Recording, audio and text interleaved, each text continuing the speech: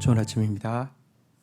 역대하 3장 1절에서 17절 말씀 보도록 하겠습니다. 1절 솔로몬이 예루살렘 모리아 산에 여호와의 전 건축하기를 시작하니 그곳은 전에 여호와께서 그의 아버지 다윗에게 나타나신 곳이요 여부수 사람 오르나의 타작 마당에서 다윗이 정한 곳이라. 2절 솔로몬이 왕위에 오른 지 넷째 해 둘째 달 둘째 날 건축을 시작하였더라. 자, 1절부터 2절까지는 솔로몬이 예루살렘 성전을 세운 위치에 대해서 나오고 있습니다. 모리아산 오르난의 타작 마당이 바로 그 위치다라고 이야기하고 있는데요. 모리아산은 아시는 대로 아브라함이 이삭을 바친 곳입니다. 오르난의 타작 마당은 다윗이 그의 교만으로 인하여서 인구 조사를 했을 때 이스라엘 땅에 큰 재앙이 임했죠.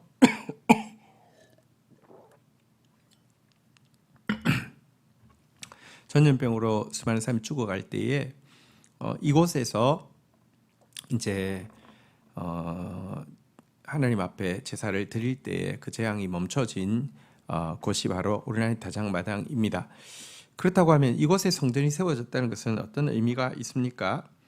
우리의 저주받을 수밖에 없는 우리의 이 범죄, 교만으로 말미암은 범죄에 대한 대가 지불로 당신의 아들이신 하나님의 아들이신 예수님을 보내주실 것에 대한 예표를 가지고 이곳에 성전을 세우는 것입니다. 그래서 성전은 예수 그리스도를 예표하고 있고 예수 그리스도의 대속 죽음을 예표하고 있고 그로 말미암은 용서와 그 새 시대를 예표하고 있는 것이라고 할 수 있습니다.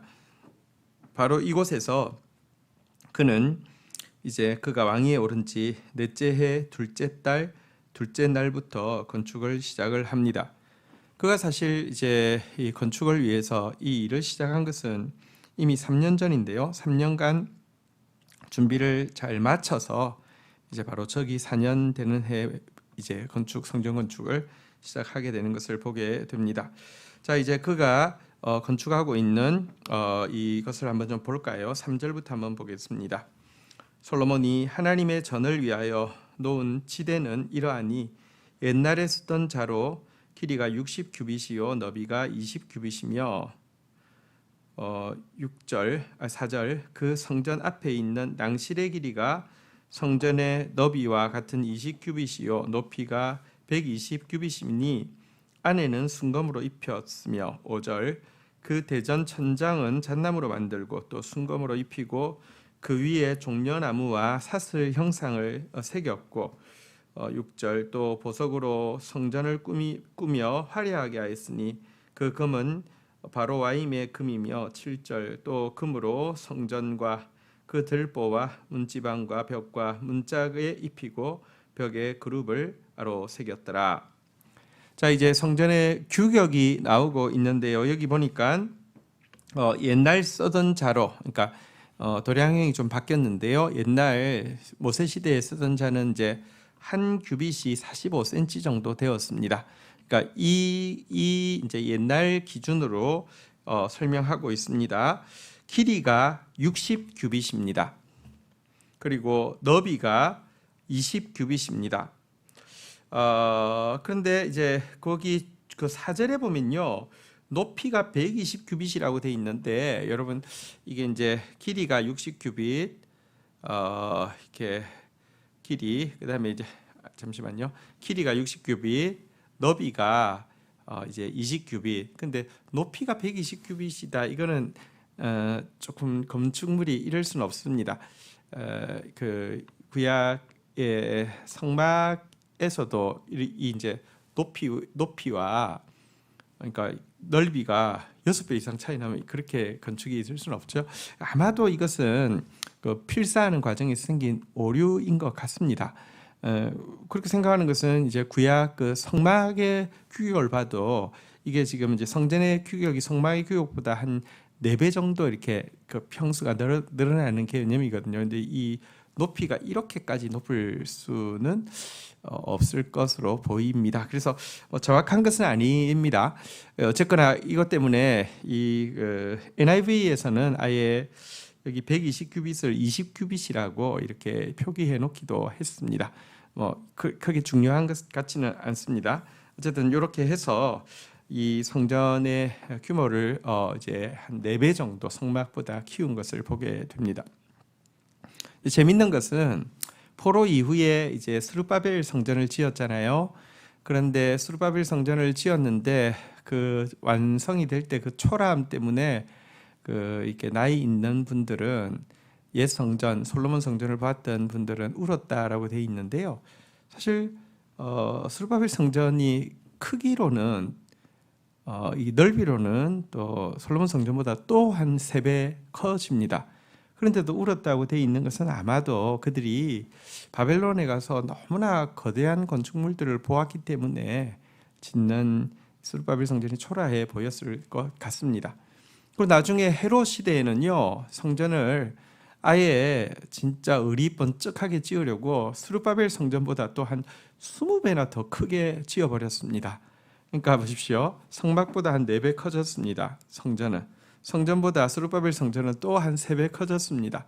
근데 스룹바벨 성전보다 또 이 헤롯의 성전은 한 20배 커졌습니다. 의리의리했죠. 그래서 제자들도 막 이렇게 저거 좀 보십시오 했으니까 자랑할 정도로 커졌습니다. 하지만 영광은 이 크기와 반비례해서 점점 줄어가고 있고요. 예수님이 돌 하나 위에 돌 하나도 남지 않을 것이라고 했던 거 기억하십시오.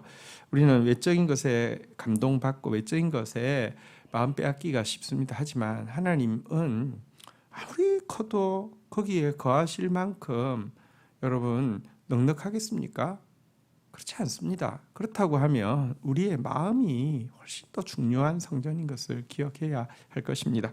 자, 어쨌든 이어지는 8절부터 보도록 하겠습니다. 또 지성소를 지었으니 성전 넓이대로 길이가 20규빗이요 너비가 20규빗이라 순금 600달란트를 입혔으니 9절 몸무게가 금 50세겔이요 다락들도 금으로 입혔더라. 10절 지성소 안에 2 그룹의 형상을 새겨 만든 금으로 입혔으니 11절 2 그룹의 날개 길이가 모두 20규빗이라 왼쪽 그룹의 한 날개가 5규빗이니 성전벽에 닿았고 그 다른 날개가 5규빗이니 오른쪽 그룹의 날개에 닿았으며 12절 오른쪽 그룹의 한 날개도 5규빗이니 선정벽에 닿았고 그 다른 날개가 5규빗이니 왼쪽 그룹의 날개에 닿았으며 13절 이 2 그룹의 편 날개가 모두 20규빗이라 그 얼굴을 내전으로 향하여 서 있으며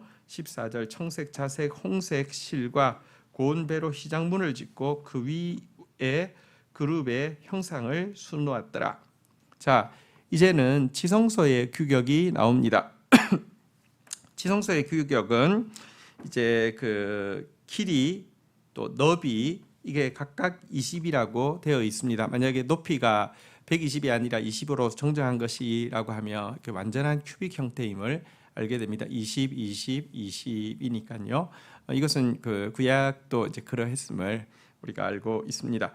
어쨌든 이런 지성소의 가장 특징적인 것은 이 그룹으로 덮여 있었다는 것입니다. 이 그룹이 전면에 보면 2 그룹이 날개가 한쪽이 5규빗, 5규빗, 그럼 합치면 10규빗이잖아요.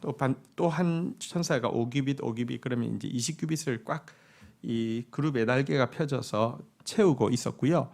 또 들어가는 쪽에 보면 휘장이 있는데 휘장에도 그룹이 또 수놓아져 있어서 그룹들 사이에 지성소가 있음을 보게 됩니다. 그룹은 하나님의 그 영광과 거룩하심을 상징하는 것이죠. 그룹들이 하나님 보좌 앞에서 거룩하다 거룩하다 거룩하다 주 만군의 여호와여 찬양했던 천사이죠. 그래서 지성소는 하나님의 거룩으로 가득 찬 장소다라고 이야기하고 있고요. 그러기에 대제사장마저도 1년에 한 차례밖에 들어갈 수 없는 곳이었습니다. 하지만 예수 그리스도께서 성전의 주인이신 예수 그리스도께서 오시고 난 이후에는 지성소의 휘장이 이렇게 그 위에서부터 아래로 찢어져서 이제 누구든지 예수 그리스도의 보혈을 의지하는 자는 하나님 앞에 담대히 나아갈 수 있는, 거룩하신 하나님 앞에 나아갈 수 있는 새로운 길을 열어주셨음을 우리는 알고 있습니다. 자, 이제 15절 보겠습니다. 성전 앞에 기둥 둘을 놓았으니 높이가 35규빗이요 각 기둥 꼭대기의 머리가 5규빗이라. 16절 성소 같이 사슬을 만들어 그 기둥 머리에 두르고 석류 120개를 만들어 사슬에 달았으며 17절 그 두 기둥을 성전 앞에 세웠으니 왼쪽이 하나요 오른쪽이 하나라. 오른쪽 것은 야긴이라 부르고 왼쪽 것은 보아스라 불렀더라. 자, 성전 건축물 앞에는 또 두 기둥이 있었습니다. 그런데 이 기둥이라고 하니까 무슨 건축물을 떠받치는 걸로 생각하기 쉬운데요. 사실은 건축물과 또 분리되어 있는 것입니다. 야긴과 보아스.